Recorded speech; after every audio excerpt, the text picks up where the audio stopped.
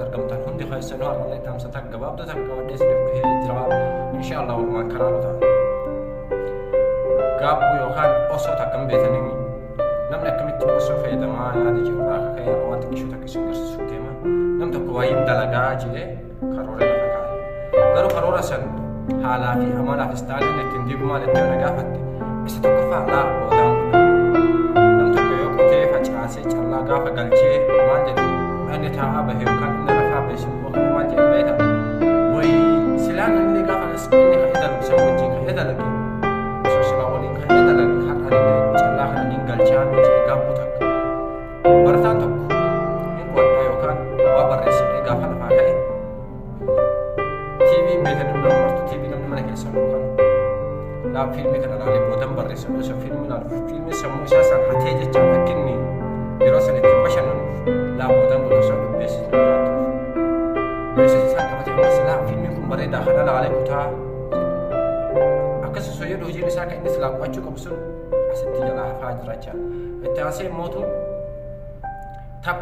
تبع يرو جلوما بيتنا مره ريو ما تبعتان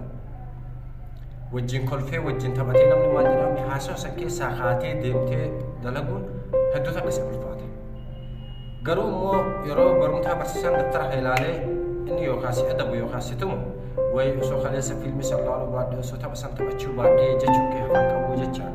kana for sar dabbanne wa gunji lalu fi akad won tabu dandaha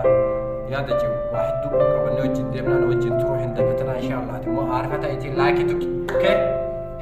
eta sine mo won jillan mal debeta tren ilmi namakun bekum sanika garot fi dum mal enyu marata bekum sanika fi dum hinde mal sababni sada gaafa yaada ofii si dhiyeessu waan dhaabbateeti yaadee qindeessee si dhiyeessa caal jedhee lafumaa kadheetu waan akkanumaa si dhiyeessuu hin danda'u jechuudha hordoftootaa fi kabajamtoota keenya asirratti dhaabbannee waa hedduu wajjin lan kalaanu ta'a ati immoo sheerii godhi hiriyoota kee biraan akka geessu deessu biraan qabachaa ilmi namaa kun haalaa fi jireenya istaa'ilaa fi diizaayinii ittiin deemu hunda qabatee deema garuu haasaan jechuudha qabeenyi guddaan isa jiran beena isa jira mee butakka koomenti jalanaa kaa qabeenyi guddaan jiru beekanii yoo beekan illee rakkoon qabu waa'ee cinqameen anuu si himuuf hin deema qabeenyi guddaan qabrii jira maaliif lajee namni tokko gaafa dura dhalatee xiqqoo guddatu waa hedduu yaada waa hedduu beekumsa qabatee deemu wayii osoon akkana godhe osoon akkana godhe osoon akkee godhe osoo jiru maal ta'a deemee gara fuula rabbii isaatti deemachaa gara qabrii osoo silaa beekumsa isaa sana itti fayyadamee addunyaa kanaaf waa gumaachee waa lafa kaahee garuu inni osoo yaadu osoo maal jedhu osoo beekumsa guddaa sammuu isaa keessa voolkaanoon dhukataan guddaa wayii ta'uu ol baasee itti fayyadamuu dadhabinnaaf yaada lubbuun isaa jetteenii fi yaada sammuun isaa ajajja jalatti bulee beekumsa isaa sana awwaalee gara qabriitti hojjechaa waan kana ta'eef nuti kun beekumsa hedduu qabna fakkeenya hin barreessinaa hin taanennaa abdii kun qabnu nama barreessi waan sila sammuun kee yaada san fakkeenya namni tokko meeqana mul'ayyatumaa waan sammuun kee keessa yaadamu san katabii lafa dhabe maaliif isa tokko sun faayidaa qabu hedduun keessan kitaaba barreessuu ni feetan hedduun keessan diraamaa baasuu ni feetan hedduun keessan immoo nama beekamaa takka taatanii mul'achuu ni feetan hedduun keessan immoo nama tujjaara ta'uu ni feetan garuu akkanumatti yaadaan osoo hin taane hojiidhaan gochaan agarsiisa baraniin kun nama akkasiiti baraniin kun nama akkasiiti akka adeeroo nan guuti hojiidhaan hojjedhuutii gochaan agarsiisa okay wanti itti gochaan agarsiistu kamiyyuu sis fayyada hawaasa keetis fayyada biyyateetis fayyada biyyateetti rakkutee biyya namaatis fayyaduudhaaf deemaa jechaa fakkeenyaaf barreessaan Antoonii Noobes tokko akka jedhesiniimu ilmi namaa kun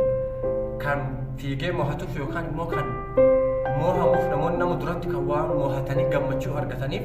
yeroo kophaa isaanii jira yookaan yeroo adda jiran yeroo hedduu kufanii waan ka'anii dadhabaniif shaakala godhanii jechaa sababa san namoota dura gammachiifamuu danda'an ati immoo osumaa hin maaliin jedhan osumaa shaakalan ta'u kubbaas haa ta'u fiigichas barnootas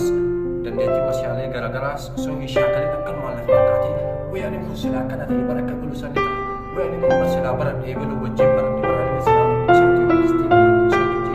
isaatti akkana ta'aa jechuudha hin barbaachisu okay sirraa eegamu wanni guddaan inni sirraa eegamu maali?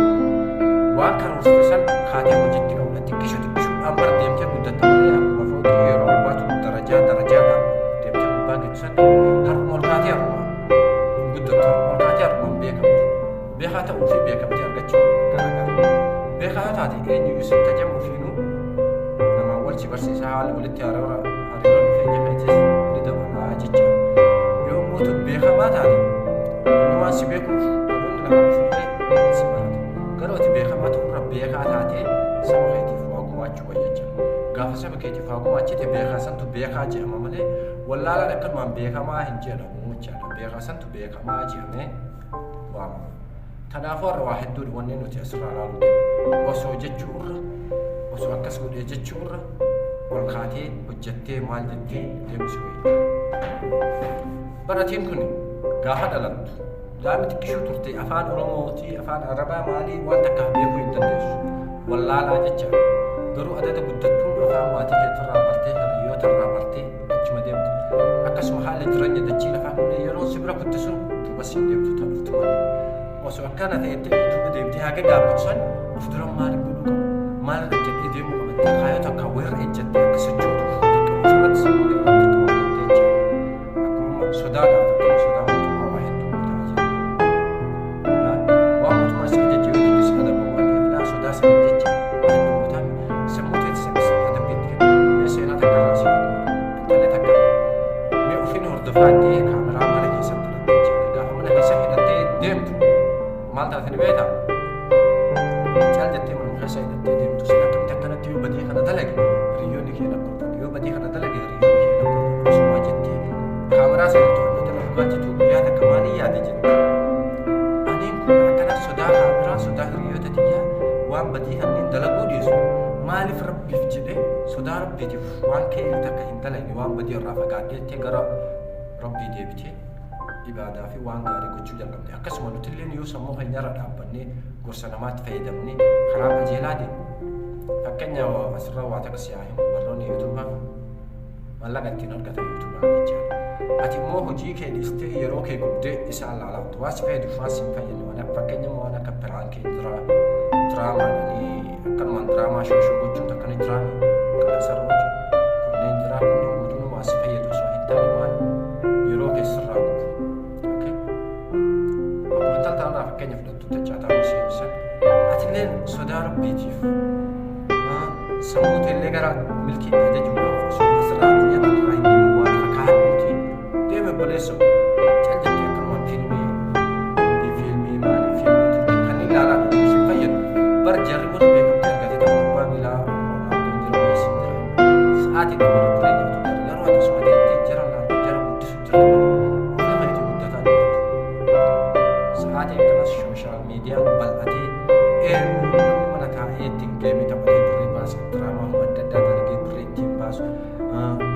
ittiin barnoota baratuuti illee sooshaal miidiyaa fayyadamtu kana ittiin barnoota barannee fakkeenya barnoota amantaa jira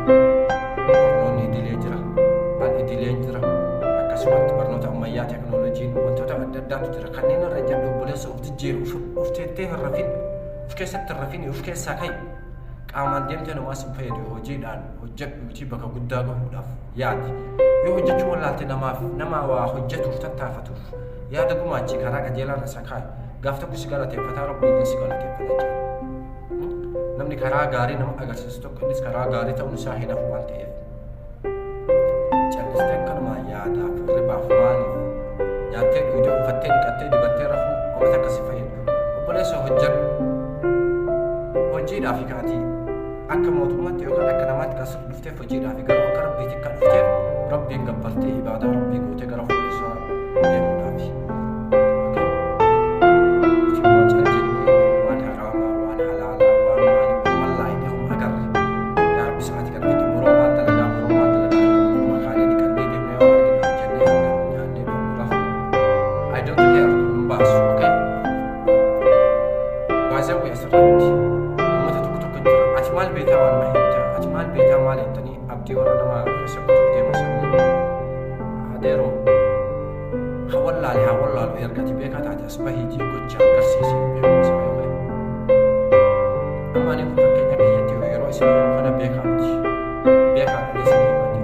yoo nan isinitti hime waan atti himtanii waa isinirraa baradhaafin dhufee isinitti himu jira malee la'an beekaadha isinirra baradhee maal jedhee isinitti himu dhufne naaf fachaan bitaan dhiifama guddaa naaf godhaa isinin jedha isinin jaaladhaa isinin kabajaa wajjin adeemuu karaa nagaa karaa qajeelaa karaa gaarii wal haa kennu isinin jedha addunyaan tun teekinooloojiidhaan waan haraa malee nu bal'iftee irraa haqan wantoota adda addaa waa hedduu jira kan waan isinin jabbaleen kee assalaamu alaikum warahmatullahi